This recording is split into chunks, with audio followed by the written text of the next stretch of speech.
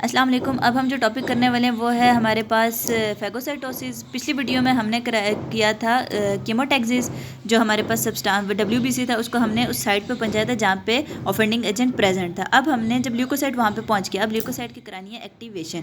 अब normally leucocyte activated नहीं होता क्योंकि हमारे पास ल्यूकोसाइट्स लिमिटेड नंबर में होते हैं, तो ज़रूरत नहीं होती है कि अगर हमें उनकी ज़रूरत के अगर हमारे पास कोई ऑफेंडिंग एजेंट प्रेजेंट ही नहीं है तो हम उनकी ऑल टाइम हम उनको ऑन रखें। इसलिए वो क्या होता है कि वो हमारे पास इनएक्टिवेटेड स्टेट में होते हैं। जब वो इस जगह पे पहुंच जाते हैं जहाँ पे इन्फेक्शन या ट्रॉमा प्रेजेंट है तो वहाँ पे आके वो एक्टिवेट हो जाते हैं। ठीक है, अब एक्टिवेट होने के बाद वो फंक्शन क्या परफॉर्म करते हैं। हमने इतनी मेहनत जो हमने ल्यूकोसाइट को सर्कुलेशन से निकाल के साइट ऑफ टिश्यू इंजरी तक पहुँचाया, वो सिर्फ इसलिए कि ये फेगोसाइटोसिस करा सकें ऑफेंडिंग एजेंट की, जो एजेंट वहाँ पे प्रेजेंट है। अब ये फेगोसाइटोसिस कैसे होगी? जो हमारे पास ल्यूकोसाइटस के ऊपर एक प्रेजेंट होता है रिसेप्टर, इस रिसेप्टर के साथ आके बाइंड हो जाता है माइक्रोब। ठीक है, अब ये रिसेप्टर 3 तरह के होते हैं। एक होते हैं हमारे पास मैनोज रिसेप्टर, एक होते हैं हमारे पास कैवेंजर रिसेप्टर और एक होते हैं हमारे पास ऑप्सोनिन रिसेप्टर्स। अब जो मैनोज रिसेप्टर होते हैं वो बाइंड कर जाते हैं हमारे पास फ्यूकोज और मैनोज जो रेजिड्यूज होते हैं ना ग्लाइकोप्रोटीन और ग्लाइकोलिपिड्स के, उनके साथ। अब बात ही मज़े की ये है कि ये स्पेसिफिक होते हैं जस्ट माइक्रोब्स के लिए, क्योंकि जो ह्यूमन के जो हमारे पास ग्लाइकोप्रोटीन्स और ग्लाइकोलिपिड्स होते हैं ना, उनके अंदर मैनोज और फ्यूकोज रेजिड्यूज नहीं होते, उनके अंदर होते हैं हमारे पास एन ग्लैक्टोज अमाइन। इस वजह से ये सिर्फ उनको इनगल्फ करते हैं मैनोज रिसेप्टर जो प्रेजेंट होते हैं माइक्रोब्स के ऊपर। ठीक है, देन हमारे पास कैवेंजर रिसेप्टर LDL को भी इंजेस्ट करते हैं और साथ वैरायटी ऑफ माइक्रोब्स को भी इंजेस्ट करते हैं।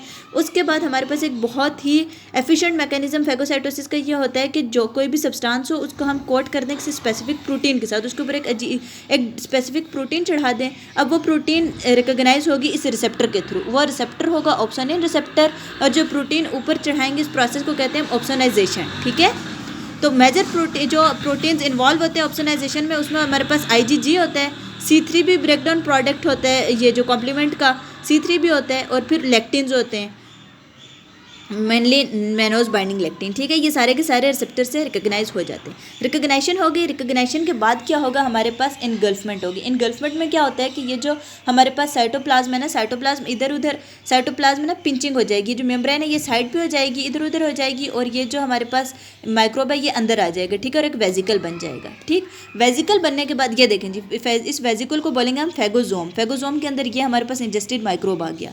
अब हमारे पास जो होता है ना हमारे पास ल्यूकोसाइट, उसके अंदर लाइसोसोम्स पड़े होते हैं और लाइसोसोम्स के अंदर होते हैं एंजाइम। अब ये जो फेगोसोम बना ये जाके फ्यूज़ हो जाएगा लाइसोसोम के साथ, बन जाएगा हमारे पास फेगोलाइसोसोम।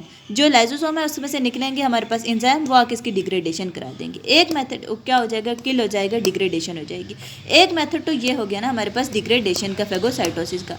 उसके अलावा और क्या क्या होता है, एक तो लाइसोसोम मीडिएटेड डिग्रेडेशन हो गई, ये हमने पढ़ लिया। उसके अलावा हमारे पास होता है फेगोसिटिक वैक्यूल। फेगोसिटिक वैक्यूल में होता है हमारे पास एक बहुत ही प्यारा सा एंजाइम जिसे हम कहते हैं ऑक्सीडेज। अब ऑक्सीडेज के ना डिफरेंट लोकेशंस पे होते हैं, साइटोप्लाज्म में भी लोकेटेड होता है, मेम्ब्रेन में भी लोकेटेड होता है। ठीक है, लेकिन ये जब अलग अलग पड़ा होता है तो ये इनएक्टिवेटेड होता है। जब साइटोप्लाज्मिक ऑक्सीडेज आके मेम्ब्रेन ऑक्सीडेज के साथ मिल जाता है, कॉम्प्लेक्स जो होता है ये एक्टिवेटेड होता है। अब ये क्या करता है, ये NADPH को NADP में रिड्यूस करा देता है और ऑक्सीडाइज करा देता है, और जो हमारे पास ऑक्सीजन होती है उसको वो पार्शियली रिड्यूस कराता है। जब ऑक्सीजन पार्शियली रिड्यूस होगा तो हमारे पास बन जाएगा सुपर ऑक्साइड। ये एक फ्री रेडिकल होता है, और फ्री रेडिकल आपको पता है कि क्या कराता है, डिग्रेडेशन करा देता है जो फॉरेन मटेरियल आया हुआ है उसकी।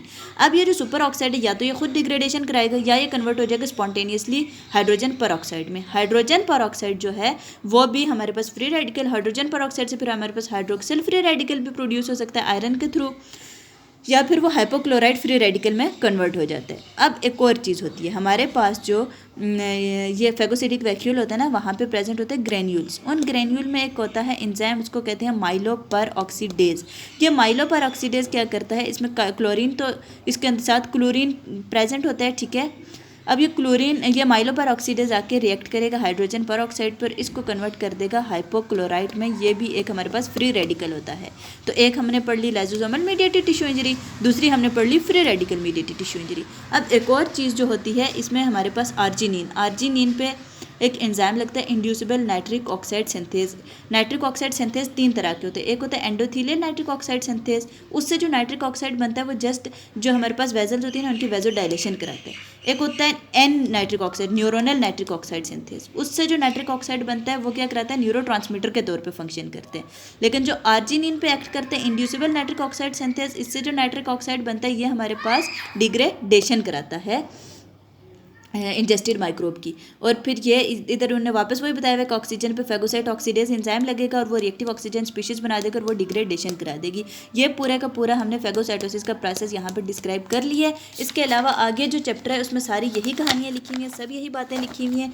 एक बात जो इन्होंने लिखी हुई है कि हमारी जो ये जो फ्री रेडिकल्स हैं क्योंकि काफ़ी इंजूरियस होते हैं, काफ़ी सारी इंजरीज करा देते हैं, तो इनको ख़त्म करना होता है। इनको ख़त्म ऐसे करते हैं कि हमारे पास एंजाइम होते हैं super oxide dismutase. Super oxide dismutase ये जो हमारे पास सुपर ऑक्साइड बनता है ना, इसके ऊपर एक्ट करता है और इसको चेंज करा दे, इसको न्यूट्रलाइज कर देता है, ठीक है। या फिर हमारे पास जो कैटालेज होता है वो एक्ट करता है हाइड्रोजन परऑक्साइड पे और इसको डिटॉक्सीफाई करा देता है। या ग्लूटाथायोन परऑक्सीडेज है वो भी हाइड्रोजन परऑक्साइड की डिटॉक्सिफिकेशन करा देता है। इसके अलावा हमारी बॉडी में ढेर सारे एंटीऑक्सीडेंट्स प्रेजेंट होते हैं, जैसे विटामिन सी होती है, विटामिन ई होती है और ये सब चीज़ें ये भी एंटीऑक्सीडेंट्स होते हैं और ये इनको ख़त्म करा देते हैं अपना फंक्शन परफॉर्म करने के बाद।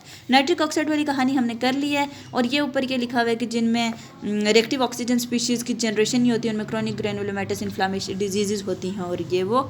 And all this is about phagocytosis. बाकी हम डिस्कस करते हैं अगले टॉपिक में।